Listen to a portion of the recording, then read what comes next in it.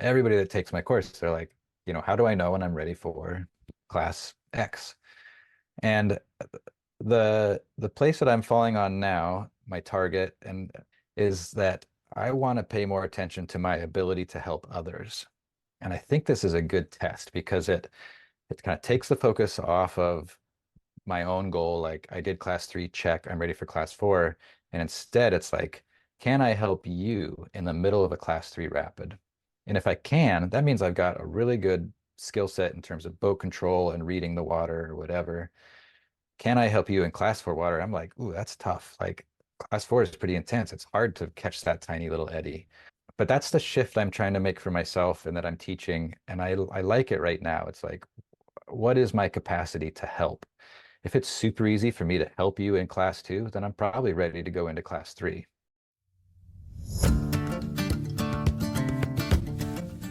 Hello, my name is Lizzie Scully, and I'm the co-owner of Four Corners Guides and the co-author of the Bikeraft Guide with Steve Fassbinder, aka Doom. We run a multi-sport adventure guide service based out of the very small town of Mancos, Colorado, home of Alpaca Raft, the Mancos Brewing Company, and many other incredible small businesses. Late last year, we started this podcast to bring you another learning channel for these activities. We'll share helpful informational interviews with experienced athletes, guides, and others in the community, along with how-to episodes and storytelling. If you have any requests or questions, ping us at fourcornersguides@gmail.com or comment on our social platforms. Today, we're talking with one of the most interesting and accomplished guys in the world of packrafting, Luc Mehl. He's traveled more than 10,000 miles by packraft, ski, bike, and ice skates, often utilizing 2 or more of those tools on the same adventure. He wrote the definitive guide on packrafting safety and skills. Every packrafter should have a copy of the Packraft Handbook. And he's one of the world's best packraft instructors, among other things. He'll absolutely hate that I'm saying these things, but as far as I and many others are concerned, he's the man. He's also someone I love having conversations with. I always learn so much. Today, Luc and I are talking about a wide variety of subjects, but mostly focused around culture of safety issues, such as the risks and rewards of leveling up in packrafting, what close calls actually are, and how knowing more about them can help the packrafting community and other adventure communities play safer. Plus, we review a bunch of tools he uses to be the best partner he can be to the people he adventures with. I hope you enjoy episode 5 of A Beginner's Guide to Packrafting and Bikerafting. I always like to start with having people tell me, who you are and where you are and what you do. Well, my name is Luc Mehl, and I am in my shed in Anchorage. And I do outdoor education. And this is, I think, maybe my 3rd or 4th year trying to make a full-time run in outdoor ed. Before that, I did GIS and computer work for a long time. Cool. And then tell us what you've been focusing on lately. Maybe, first I want to hear the overall goal of your teaching efforts. And I know we've talked about this before, but maybe by now, after 4 years, you can give it to me in one little elevator speech. And Oh, then I wish. well, we'll try. And then tell me what new projects you're working on to sort of support that overall goal. I mean, I don't have it as an elevator speech because it's been kind of a moving target for me with time. And really what happened is I sort of shifted out of having really really ambitious goals for my own outings and sort of maybe touching the risk envelope a little too much, like being at the point where things could go bad really quickly. And I've shifted away from that, but I still want to be engaged with outdoors, with the outdoor community. And so the focus has been on outreach and education and helping other people sort of identify what can go wrong and how to prepare for it. So the elevator speech is something about just like, and it's so silly because it was like planning and preparation.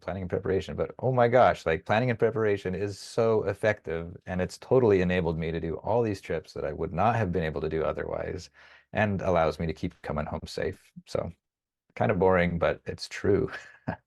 It's not boring to me, and that was actually quite a good elevator speech, very concise. So I think you do have your elevator speech. Good job. So now tell me like the new programs you're working on, or you can tell me if you want, revisit some of the older programs that you've been doing that you feel have been successful in accomplishing this mission, and then maybe tell me about some of the new projects that you're working on. Yeah, within the pack rafting space or the river safety space, I'm basically trying to reach people. I consider myself a service provider, and I have these visions of like what would be the easiest way for me to get a message to somebody. But then I recognize that within the community, people want to get messages different ways. So with that, I've got the Packraft Handbook for people that like that style. And then I've got in-person teaching. I've got an online course for the basics of river safety and boat control. So I'm basically just trying to like identify, and usually it's people knocking on the door saying like, I'd really like an audio file. Can you make this available as an audio file? So then I take the time and figure out like, okay, how can I serve the people that want this as an audio file? But it's all playing the same game, and it's just like sharing mistakes that I've made, sharing the learning evolution that I've been on, to try to give people a little like heads up on what might go wrong and then some technical skills and how to respond.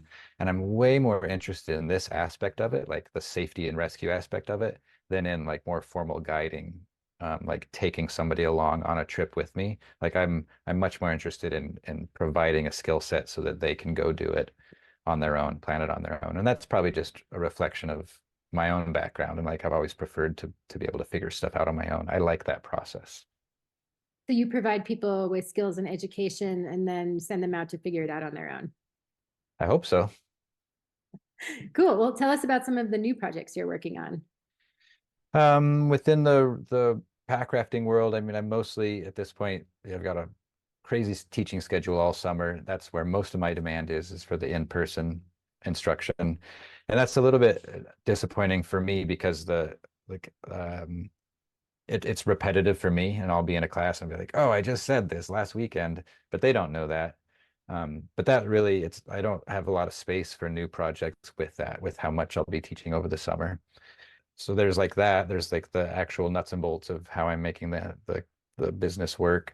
And then there's like mental space. And I do have a lot of space there. And that's the people I seek out to have conversations and to brainstorm and like, how could we solve this problem? And one of the big projects for me has been working with American Whitewater. Sarah Glaser, who illustrated the Packraft Handbook, she submitted a proposal when they were looking for people to help redraft and redesign, remarket the safety code for whitewater.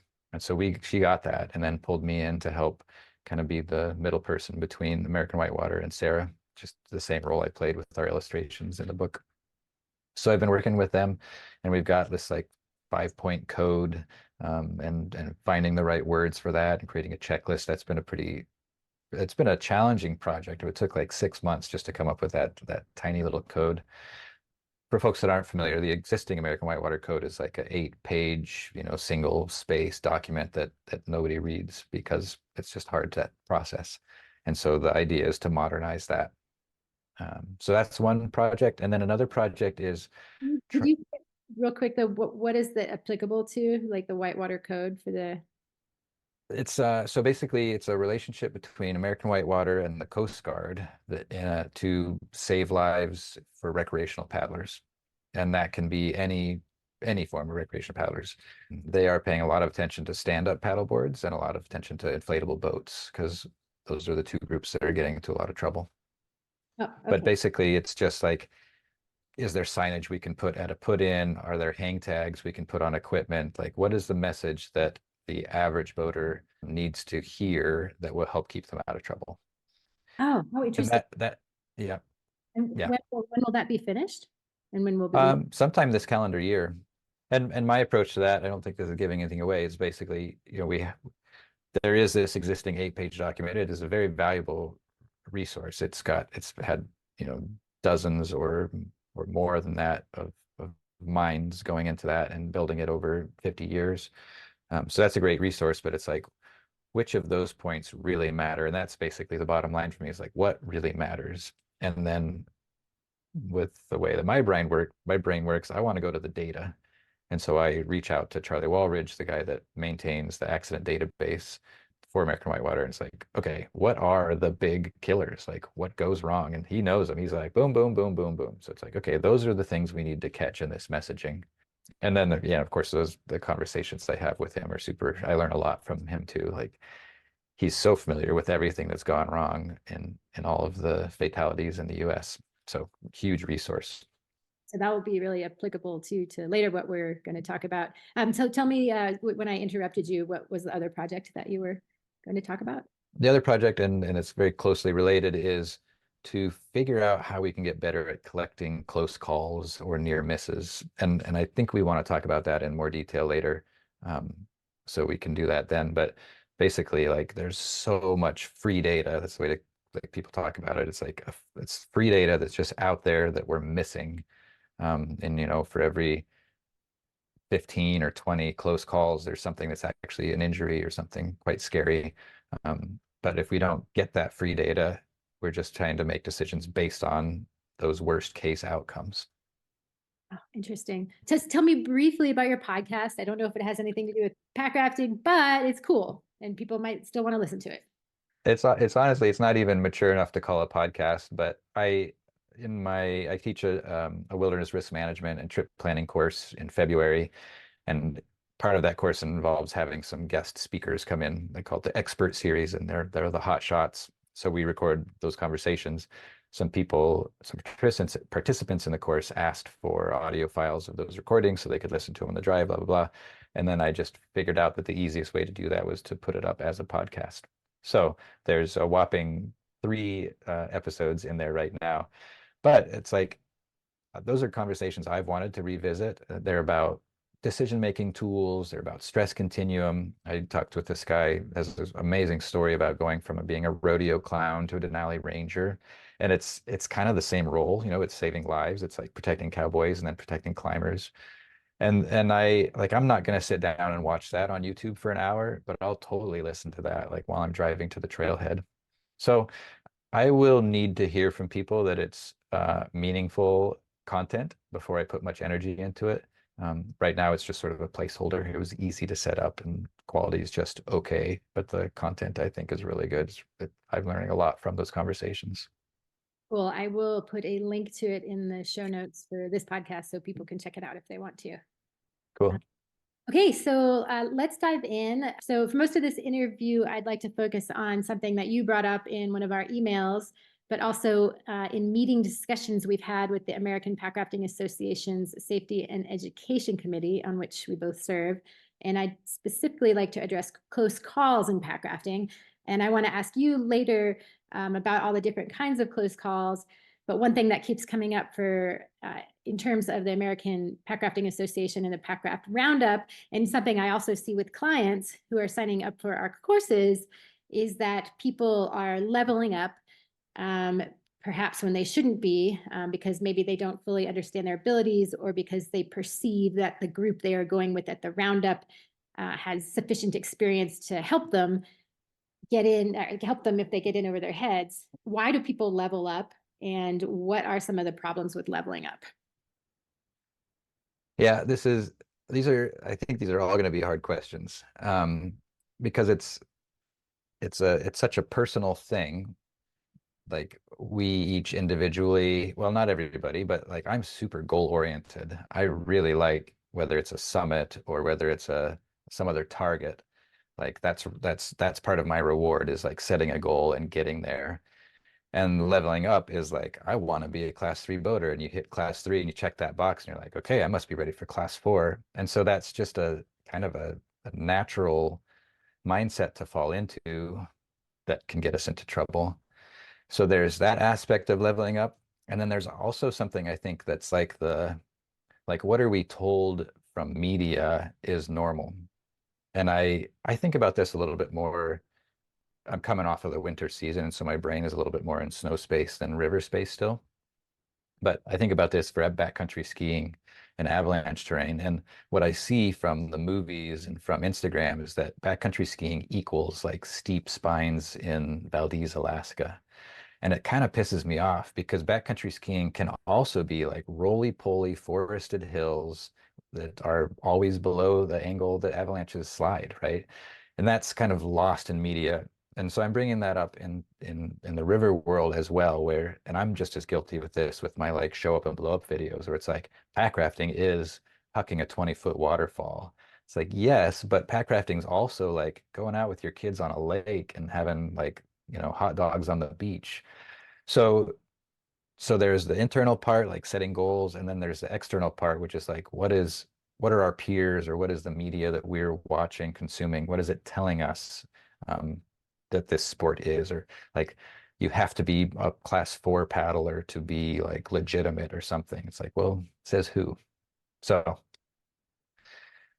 So those would be with like, so those would be like reasons people are leveling up, perhaps. So what would be some of the, like, when is it appropriate to level up and when is it not appropriate to level up, in your opinion? So yeah, I've thought a lot about this, both for myself and watching people, and then especially watching participants come in. Everybody that takes my course, they're like, how do I know when I'm ready for class X? And the place that I'm falling on now, my target, and I reserve the right to change this in a couple of weeks or months or years, is that I want to pay more attention to my ability to help others. And I think this is a good test because it kind of takes the focus off of my own goal. Like, I did class 3, check, I'm ready for class 4. And instead it's like, can I help you in the middle of a class 3 rapid? And if I can, that means I've got a really good skill set in terms of boat control and reading the water or whatever. Can I help you in class 4 water? I'm like, ooh, that's tough. Like, class 4 is pretty intense. It's hard to catch that tiny little eddy. But that's the shift I'm trying to make for myself and that I'm teaching. And I like it right now. It's like, what is my capacity to help? If it's super easy for me to help you in class 2, then I'm probably ready to go into class 3. I think that's a good test. I'll give you one other. I think this is really effective for a group of paddlers. You're at the put in, or ideally you do this before you choose your destination. And then it's just a simple +1, 0, -1 metric. And I didn't come up with this, but it's basically a way to self quantify your skill set or your comfort. So you talk about that day's objective, the paddle and the water level, all those things that go into it. And then you go around the circle and say, I'm a +1. That means I'm in a position to safely get myself down and help you if you need help through this. Sierra was like, I'm pretty sure I can get myself down here and I can probably self-rescue. Like, I'm confident in my ability to take care of myself, but I'm not that confident in my ability to help somebody else. And -1 is like, this is definitely at my level, like my limit, my comfort level, my skill level. I think it'd be fun for me to go down, but I really want some help. I'd like to have a boat waiting in the pool there. I'd like to have somebody with a rope there. Boom. So you go around the group and you add those things up and you see, as a group, are we in the positive? Are we in the negative? Are we neutral? And I think that can be a really pretty easy metric to identify whether the objective is appropriate or not. I want to be in the plus. If we're doing anything hard or technical, like, I want to have a couple people there that can help me, my paddle, my loose boat, right? Ideally, I've got 3 people that can play those 3 roles. I love that. I think that's a really cool idea. Then there's the people who don't really understand or know yet what their abilities are. And we have at the APA and with the Safety and Education Committee talked about setting up like a questionnaire that helps people pinpoint where they're at. Curious, I think we talked about, I think that was partially your idea. Can you talk a little bit more about what you think about that? It wasn't my idea because I think that's a really hard thing to do, and it's a really hard thing to do right. It is so hard to self-evaluate, and it's really hard, I think, to come up with those prompts that don't make us sort of defensive and want to prove our worth.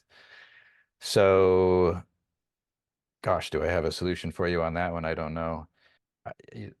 This isn't a direct answer to your question. I'm sorry for that, but the ideal arrangement is that you and I go out onto a class 2 run together and we get a feel for each other. And I get to watch you and you get to watch me and we get to see how well we communicate. And then next week we're like, that was way below our skill set. Let's get on something a little harder. And then to progressively move into more technical or higher consequence destinations. Doing that without actually doing it seems so hard. And I've been part of some teaching teams where it's like, what's your river resume? And that's helpful. The words I would use would be like, what are some gaps that you're familiar with in your knowledge? If somebody comes into me and says, boy, I don't really have any gaps in my knowledge, like, that's a red flag for me. But if they come in and say, I'm pretty good at catching big eddies, but I have a lot of trouble where two channels come together and there's like a messy eddy fence line. It's like, okay, awesome. Like they've identified a gap. That's I think where I would go with it is like try to get people to identify gaps rather than skills. Ah, that's interesting. So I had to implement for Four Corners Guides various tools to start screening people a little bit better. And one of those tools is what level Packrafter are you guide that I say is only for Four Corners Guides. Do not apply this to your general outdoor, the rest of what you do. This is just Four Corners Guides, and this is just the first layer. And I do have questions in there that address, I hope, that gap. Like one of my questions specifically says, if you don't understand the nuances of these questions, then you probably don't understand what I'm asking you. Don't look it up on Google. Go down, level down a little bit. But then I also have in the beginning of the questionnaire, please don't be offended if we put you in level one. There's nothing wrong with being in level one. But still, I talk to people all the time and they're like, I'm not a level one. I'm like, okay. It's really challenging. So another thought that we had at the APA was to have that questionnaire, but then also to have like a check sheet. This would only work for guides, but that all guides use, like if you come take a course with Four Corners Guides or whoever, and you bring this card, and then that guide can check you off in the class for having achieved those skills or learned those skills or understood those skills or something like that. Do you think that is a potential, like, what do you think of that potential solution? I'm just kind of curious. Yeah, I mean that follows what is the kind of a standard certification process, whether it's through a Swiftwater company or not. Like I provide, there's two levels here. One is like a certificate of completion. Here are the skills we went over. We went over eddying and surfing and blah blah blah. And then there's another one, which is where you evaluate their skills at that. You say they are proficient at catching big eddies, they are proficient at surfing, whatever. So I think those are great things to document, and I think I like having that like little certificate of completion or technical certification. So I think You that's a good idea. you do that through your company then? I do that, yep, and I do that for SSI as well. For SSI, it's more like where that's a pro certification, that is a competency. It's like, are you competent at it? And then for other courses, it's like, here's what we did. Cool. I love that. I might copy that. Okay, so next question. Can you talk a little bit more about when people are leveling up and the close calls that they have and the repercussions of those close calls for them or for people they're boating with? Yeah, I guess I don't think that I'm just going to clarify a little bit. I don't think leveling up and close calls need to be part of the same conversation. I feel like those can be totally different. And I'll go back to leveling up. Maybe I can kind of put some closure on that and then shift to close calls. Leveling up is awesome. Like we like learning. It is rewarding to learn. And I think the number one thing to pay attention to on that process of leveling up is consequence. And whether that means class 3 for you or whether that means a swim in big water, because big water class 2 swims can still be pretty scary. For me, like I'm uncomfortable with big water. So it's like, what's the consequence? And if you're in the environment and you've got the team where you can level up and the consequence is small because there's somebody waiting there in the pool, it's pool drop, like gosh, give me a pool drop river any day for my skill building, right? Because there's a recovery zone. We talk about it. We look down the river and say, yeah, there's a sweet recovery zone. So that's the time to level up. That's the time to push out of the comfort zone and try new things with the right team and in this low consequence environment. The rest of the time, like I'm personally not doing any leveling up on a remote trip. Like screw that. If something goes wrong there, that's a big deal. So I'm roadside, I'm pool drop, but I do want to get better, and so I take the time to do that. Does that sound good for kind That's of all. closure on level up? Love that. And I love the segue into close calls because I know there's a lot more to talk about there. So please dive in. Yeah. Okay. So close calls. Let's start with like let's agree on a terminology. And again, it's not my terminology, but it's helpful because I misunderstood this when I was, even 10 years ago. I was thinking a close call was where I almost died but didn't. and it's not that extreme. A close call is anything where things almost got bad enough to be an injury or death. And so if you are out and you break your pinky, that's not a close call. That's an injury. That counts as an injury. So for us in the paddling world, the most common close call, I think, is a scary swim. And then this gets a little bit hard to define. It's not black and white because a scary swim for me might not have been a scary swim for you based on your comfort in the water and your experience, your strength as a swimmer, blah, blah, blah. And and what is a normal swim for me and what's a scary swim for me, it's a spectrum, right? So I just want to sort of acknowledge that there's like there's a lot of dimensions to this depending on the individual and the actual event as far as what becomes a close call, which is probably part of why it's a little bit hard to get people to formally share close calls because it's not like, aha, I just reached close call status. For me, it's been pretty clear. It's like that was almost bad. Or I had one of the stories that really stuck in my head was talking with a friend, a great paddler, better, higher skilled paddler than me. And he had a scary swim and he said, I gave up in the middle of a swim. He's like, I thought that was it. I gave up. And at that point, he flushed out and had full recovery. But I was like, okay, that is a close call. Like that was almost really bad. And I can think of a few of my worst swims and be like, gosh, that was bad. And then I can think of like 416 other swims that were just like, oh, that was just a swim. I do this. I fall out of my boat. I get back in. I practice. I'm proficient at it. Let me pause because I just did a bunch of talking. Anything you'd want to clarify within that?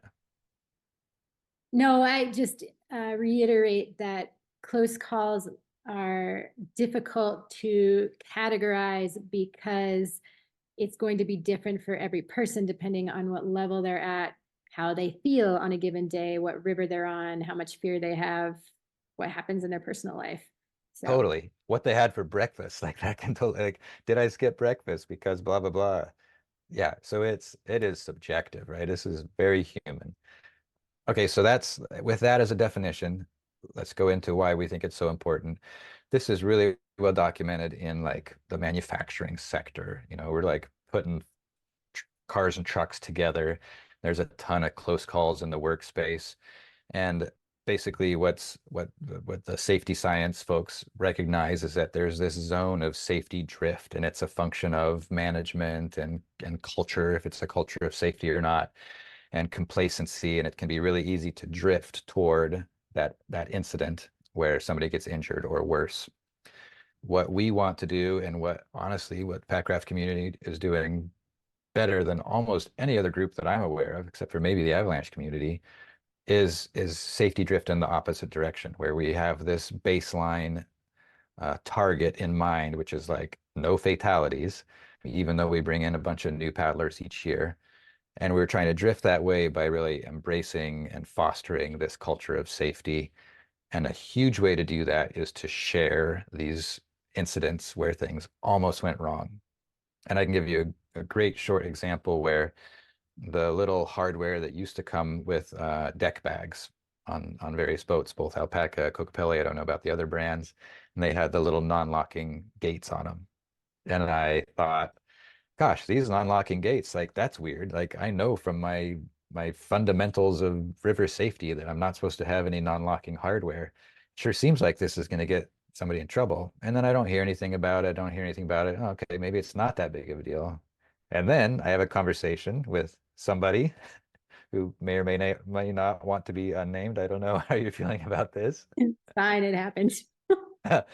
And you're like, yeah, the little strap on the back of my shoe got clipped into that thing on a rapid in the Grand Canyon. And I'm like, that's a big deal. And then when I share that story, I instantly heard from five other people, literally, for sure. And they're like, so that was out there. That data was out there, but without you saying it, me asking it, me having access to a bunch of pack rafters through Facebook or whatever to get that and then say like, statistically, this is a big deal. And you could justify away, oh, that thing's rated for 10 pounds and it's supposed to break. Didn't break. Fine, but like I don't want to count on my gear to break to keep me safe. Like My gear breaks when I don't want it to. It doesn't break when I do want, that's a messy game. So that was a great learning experience for me to be like, okay, here's the value of a close call. And why would you volunteer to, post to the world like, hey, this non-locking carabiner? Because for you, it's like it was scary, but it was scary for 10 minutes. And then you had another 7 days of awesome river time, right? It was just this little blip. It's a big challenge to figure out how to collect this data. And we can talk about that too, but I just want to make sure, again, if you want any clarification. No, that's good. I feel like we've clarified. Let's move Cool. on. I guess I kind of want to describe some different close calls besides that one, some other close calls, just so that people have a better idea. Like maybe something like that carabiner incident that seems kind of innocuous, but it truly, like every single person who comes to every single one of my courses, not every single person, 50% of them bring non-locking carabiners. No, like I can't break this habit of people using non-locking carabiners. So anyway, so what are some other close calls where people they wouldn't think about this that could possibly be a bad incident? I'm surprised to hear that your observation with non-locking carabiners, because I don't see that at all up here, Mm. like zero. And not zero, but maybe 1 out of 12 participants will have something that doesn't lock. And so I think that is probably an effect of Alaska's boating community, Alaska's packrafting community being very tight knit, word travels fast. And so when we share those few stories, and I've got one in the book about Brad Micklejohn getting clipped into his boat and having his face drag along the gravel on the bottom of the river, it's like, well, when I heard that story, I was like, okay, we're done with unlocking carabiners. And then that just, flowed through our community quite quickly, so that now it would be really weird to see an unlocking carabiner. So dang it, I'm not answering your question again, but the point here is how effective it is to share that story. For you to tell me about that, what your experience, for Brad to tell me about his experience, and then to find a way to share it. You got to remind me back to your original question because I got totally derailed there. There's some other close Ha! calls that you Oh, other examples. Okay, so 90%, 98% of the time, what we're talking about are scary swims. And that is you fell out of your boat and maybe got separated from the boat.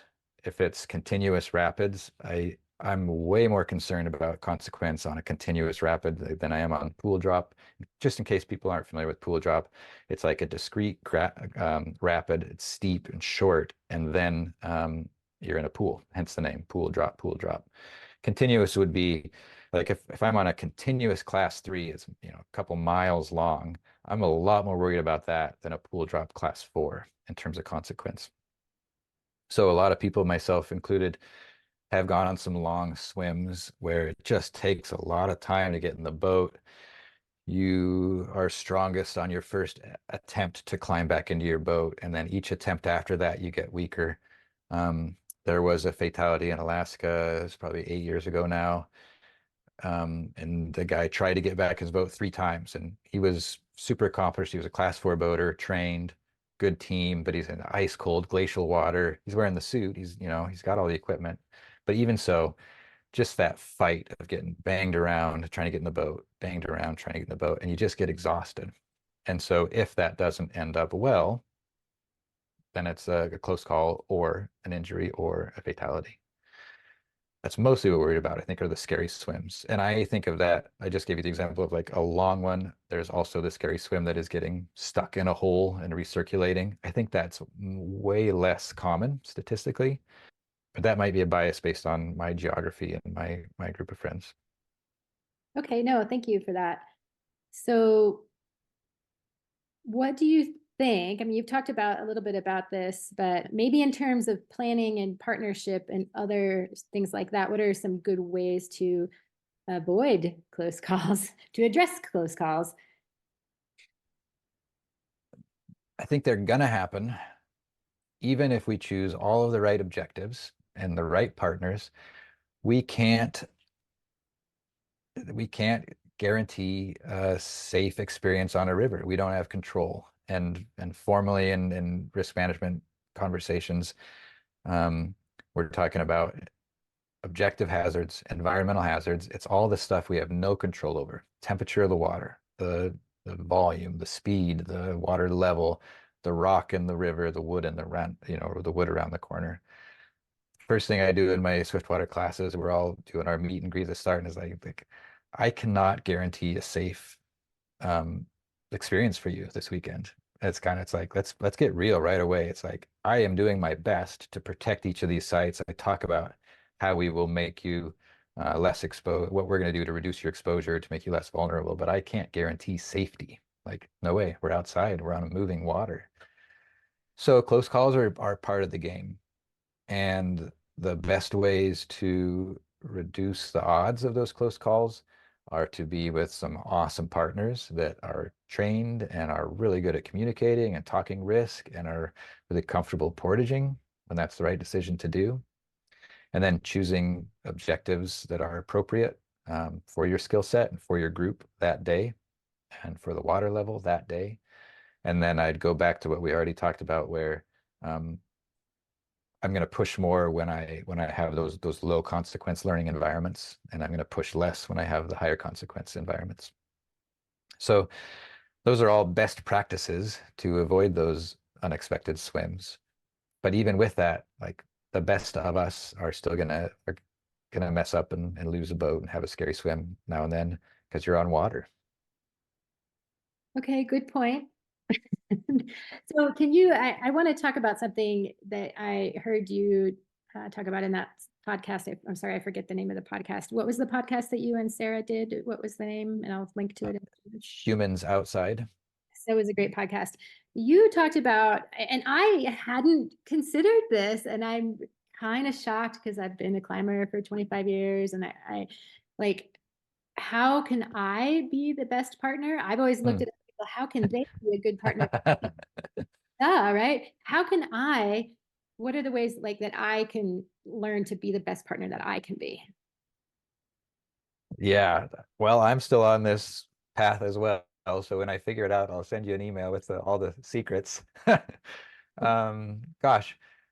So I'm spending a lot of time, yeah, just what you said, I've been climbing for 20 years, but like all I've had my decades of outdoor time too, and there's something about age and experience and losses that at this point I'm spending a lot of time in the headspace of how do I be the best partner? And then with my outreach and with my outdoor education work, like how do I help other people become their best partner? So a lot of this is the human factor. That's how we would talk about it in the avalanche world. How do we get better at managing risk, anticipating the things that go wrong, making decisions, managing our group, like managing our expectations, making sure that everybody finishes having a good time. And I'm actively trying to build a toolbox, and that's how I'm thinking of it. It's how I'm visualizing it. And I don't know which tool I'm going to use when, but I want to have a bunch of tools in there. It's like if the screwdriver doesn't work, I'm going to try pliers. And that the +1, 0, -1 that we talked about as far as self-assessment, that's one of the tools in the box. And that doesn't have to be water. That can be anything. Another example that's really similar to that, where you kind of do a quick self-assessment. This comes from the Air National Guard's pararescue teams, like the guys that jump out of the helicopters. They do their morning briefs and they make the plan, and they go around with the group and they say, and I might be getting the numbers wrong, but it's like a 1, 2, or 3. 1 is like, I'm good to go with this plan, and 3 is like, this is a bad plan, and 2 is I'm somewhere in the middle. And so then this is the best part of that, is that you go around that group and you've got a couple people that are in the middle, then you talk about, is there anything we can do to move you into the 1 zone? Like, is there some equipment we could add? Is there another staff member? Is there some training we could get next year that would, like, so that it's just basically a way to identify what do we need to talk about to see like what do we have control over? What can we shift? I love that. So that's another tool. That's my 1, 2, 3 tool. And I've got a dozen of these that I'm kind of building up, and a lot of them I'm picking up from teaching avalanche. I'm doing avalanche courses in the winter. Some of them I pick up from my paddling partners, that +1, 0, -1. That was from a participant in a class. And he's like, here's something I learned in Missoula. I'm like, awesome. Thanks for sharing that. So I want that part. I want to get really good at the human factor, the group dynamic stuff, the risk management. And then the other part I want to get good at is having the technical skills to respond when things go wrong. And so that is swiftwater training. If we're talking water, that is wilderness medicine. If we're talking anything in life, it's like, boy, do that. Go out there and get wilderness medicine training. It's awesome, super relevant. And so then there's some other, I think, pieces to the puzzle as well, but those feel like the big ones for me. And I guess I will just say the other one that's big for me is it's another container like leadership, but it can be informal. I think it can be a group of friends leadership. And a lot of that is about like anticipating what might go wrong and reading people and seeing where they're at. I'm getting better at this each year I teach, where it's like I can tell that person's just a little bit out of their comfort zone right now. So like let's manage what this exercise we're about to do or this trip objective we're about to do. Um, and also as I teach more, I'm getting better at anticipating like somebody might swim on that corner. Boy, that's awesome to see ahead of time and just be like a little bit better prepared to respond, whether that's a technical response or just being nearby or just saying, oh, why don't you walk this corner? There's a bunch of nebulous pieces there on that how to be the best partner, but those are all some of the ingredients that I'm working with. That doesn't feel nebulous to me. It actually feels like there are some pretty concrete things that people can consider.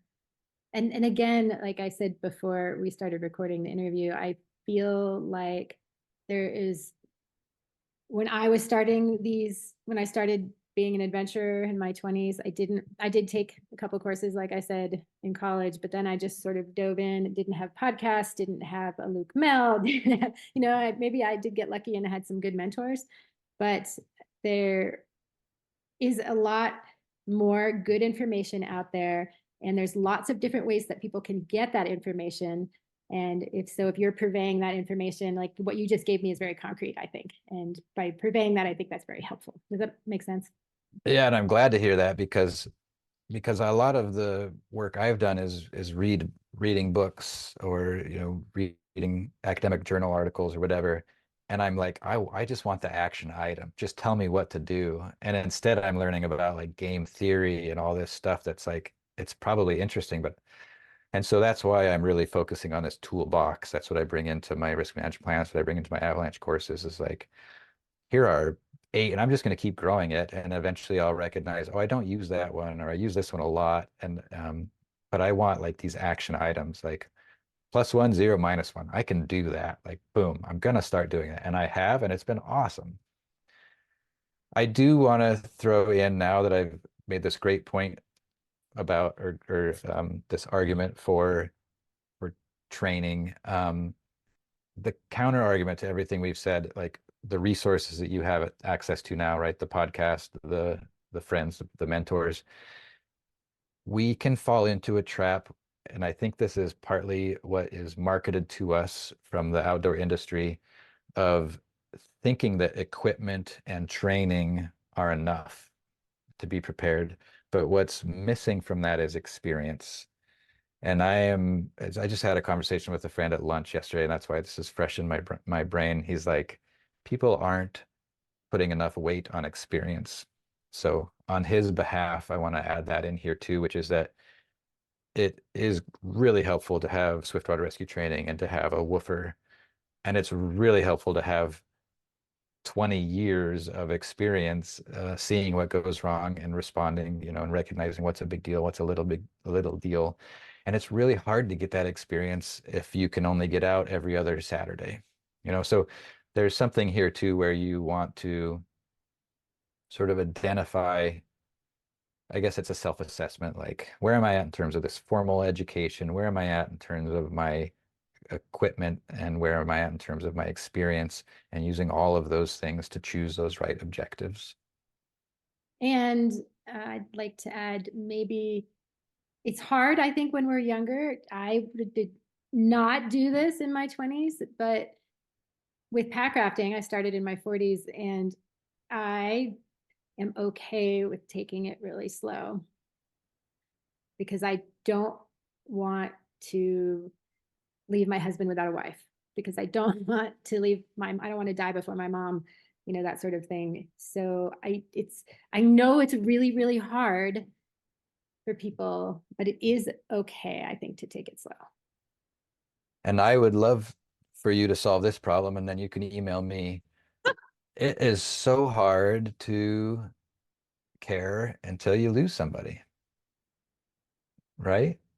I didn't care. And then it's like, boom, like three friends within 3 years. And it's like, what the hell are we doing? And the older I get, the easier it is to turn around, the easier it is to have the conversations. But part of that is because I already accomplished a bunch of shit. And that's not like that's an unfair expectation for somebody that's 22. Like I can look back and be like, I got nothing left to prove. If you're 22, you're like, man, I want to charge. I got the body for it, I got the time off, whatever. But until there's a loss in that, or serious injury or whatever within that group of friends, like I don't know how to. I didn't care until it happened. I don't know about you, but like that seems to be what it takes. I don't have a solution or answer. No, none of us. If we had a solution, we'd be right. It'd be yeah. I the solution is having conversations and making it cool to care, making it cool to be curious about what's changing in the weather and like what's around the corner. But it's sure easy to say that coming at it from being 45 to being on the other side of it at 25. I do think, however, that conversation at least makes people think about these things, and providing people with opportunities for mentorship or education, that also is hugely helpful. Just the fact that I took 2 courses in college to learn how to tie my knots right and put my harness on right, that was beneficial. So I feel like the conversation and openness and education is still super key. Bringing those people to the roundup, bring young people to the roundup. I mean, if my friend John Smith, I just made up a name, but I have a couple people in mind, I want them to paddle class 5. Totally. I don't want to do it. I never don't care at all, but I want them to. I want them to be stoked, but I want them to be equipped with the best possible tools to do that. It'd be helpful to talk to some younger folks, and because I've had them in Swiftwater courses and avalanche courses. Like, there's a bunch of young guns that are psyched to learn this stuff, and it would be interesting to try to get a better sense or how to promote caring without loss. Huh, okay, I'll take that into consideration and see if I can try to find some young folks to talk to at the roundup. Okay, so let's move on to, oh yeah, I love this idea that you had, or the strategy and decision making that you and Sarah do together, specifically when you and your partner ask each other what's the right thing to do. Like that seems like a really simple, straightforward strategy that gets people talking. Yeah. Okay. So this is another tool in the toolbox, and I'm going to call the tool anchoring. And I don't get credit for it. Again, this is like, I think this really comes from, I think I read about it in some of the aviation safety stuff. And in the aviation safety, the words would be like, um, identify the baseline. Okay. So baseline means like perfect safety performance. But those words, that prompt doesn't stick with me, doesn't resonate with me. And what resonates with me was something that I kind of stumbled on my own, or probably through talking with friends earlier, which was just this prompt: what's the right thing to do? And really, so I kind of found that on my own, and then I read this stuff through the aviation. I was like, oh, that is exactly what we're doing. We are anchoring. So the prompt: what's the right thing to do? What has been really awesome with this is how easy it has been to answer that. Because I thought going into it, it sounds tough, right? It's like, gosh, the right thing to do. Like there's A, B, C, or D. But so far, every time we've applied it, it's like, boom, the right thing to do is option C. And so that becomes the new target or anchor. And I even think of it as a little bit of a bullseye. And if we don't do that thing exactly, we highly justify it. And so I'll give you a specific example because this is nebulous. And for me, the best example I have is from a ski day where we had a really long approach, longer than I advertised. We get to the base of where we're supposed to start climbing after like 2 hours of flat travel. And one of the partners says, this is not what I signed up for, which is true. And I want to head back. And then the other partner says, we're in a group of 3. The other partner says, I could go back, or we could skin up and do some of the tour that, the downhill that we actually came here for. And I'm super goal oriented. Like I want to go ski the lines. Like that's where we're doing. And I recognize this about myself. Like I want to go do that. So we're kind of getting pulled in all directions. We had a really inefficient conversation about like, oh, what should we do? Can we blah, blah, blah? And eventually we just hit the brakes, pause, time out. What's the right thing to do? And that was a really easy answer. It was like, we don't send somebody back alone in avalanche terrain. Even though there hasn't been any activity, blah, blah, blah. It's like, no, you just don't do that. And so that shifted our target. That shifted the anchor from being like the summit, the ski line, to we all get back to the car safe and we go home and have pizza, whatever.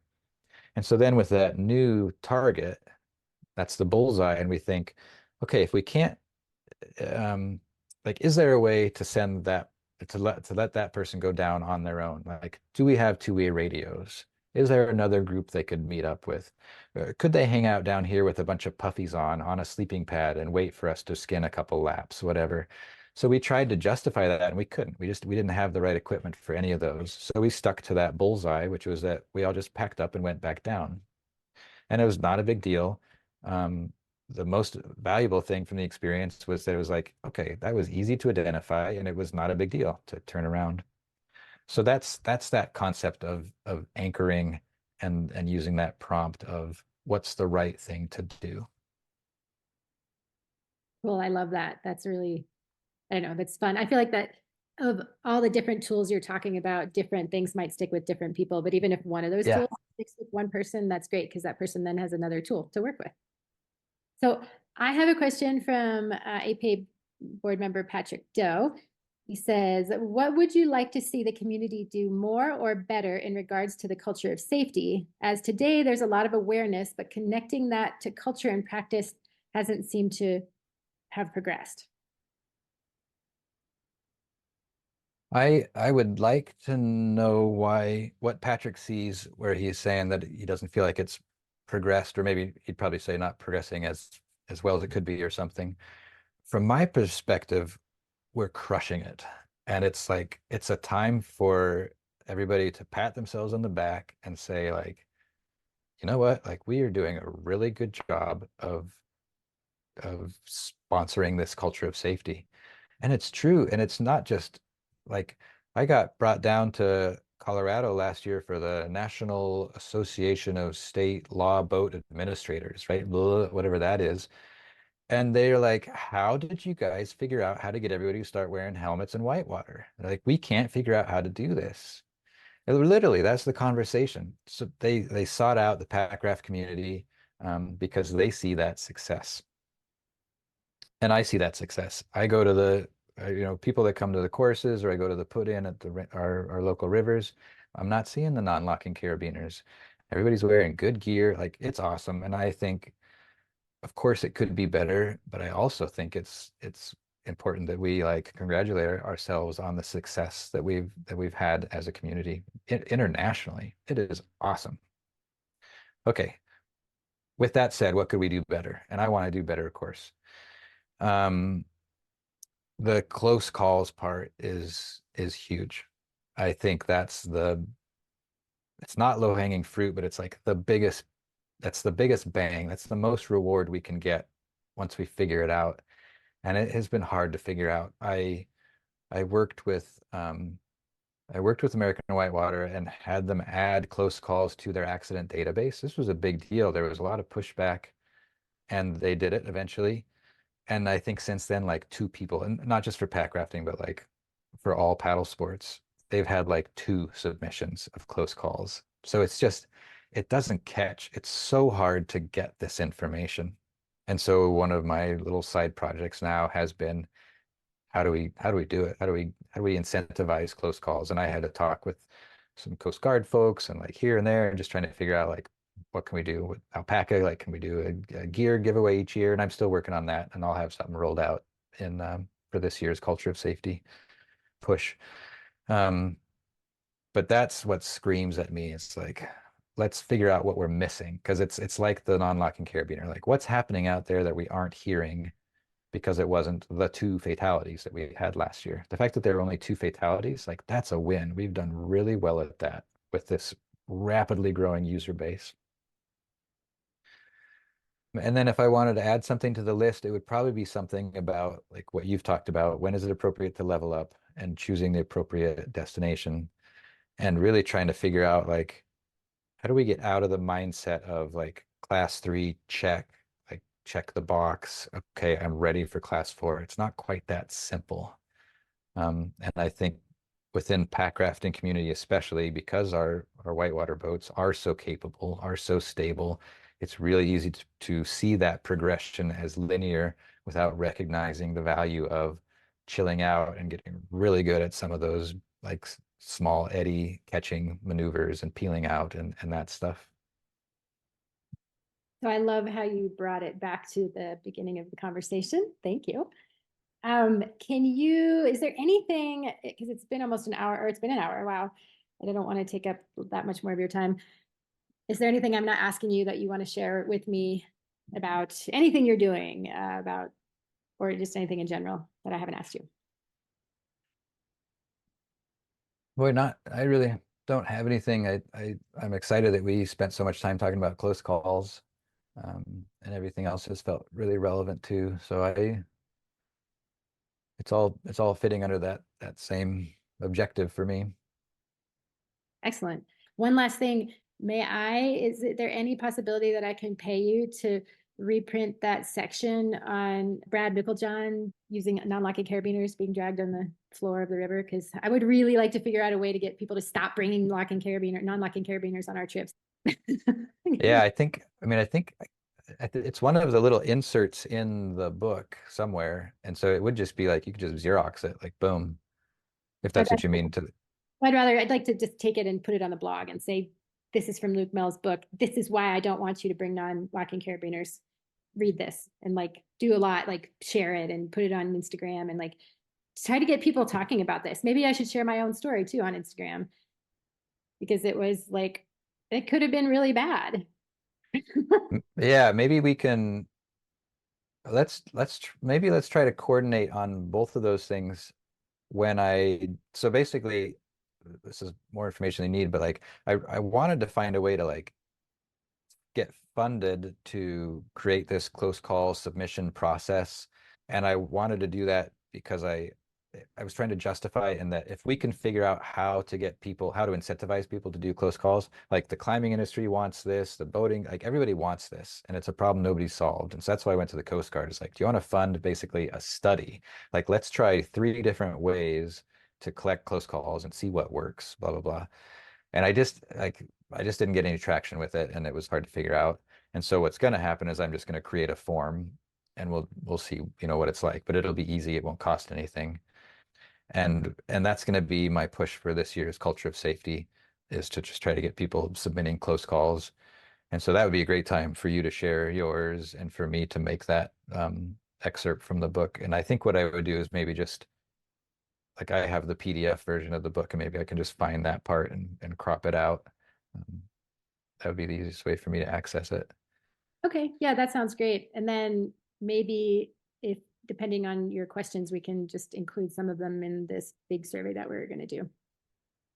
Yeah, or just let folks know that it's out, that this close call survey thing exists, that it's out there, Happy to do that for sure. which it doesn't exist yet, but that will, neither does the survey. I mean, it's starting. It has beginnings. The beginnings exist. I do think that because the goal is to give away so much stuff, that does motivate people to answer questions. So consider adding some questions to the survey, just because people will have to answer those questions if they want to win the boat or the Packraft paddle or whatever, the PFD. So just consider it. Yeah, that sounds great. Okay. Well, thank you. This was wonderful. I learned a lot, and I appreciate you taking the time to chat with me. As always, Luc, it's a pleasure to talk to you. Yeah, likewise. It's fun for me to try to get stuff organized in my brain. A lot of these pieces are just kind of moving around, and I could talk about this stuff all day. Yes, I know. This is why we like it. Cool. Well, thank you, and I hope you have a wonderful day. Cool. Yeah, awesome. Let me know if you need anything. Okay, thanks so much. Okay. Bye. Thanks so much for joining us for the Beginner's Guide to Packrafting and Bikerafting podcast. If you'd like to follow us, you can do so on Podbean or Spotify. You can also find the show notes on the fourcornersguides.com blog and on the podcast page. If you have any questions, comments, or suggestions, please email us at fourcornersguides@gmail.com. Thanks so much for listening.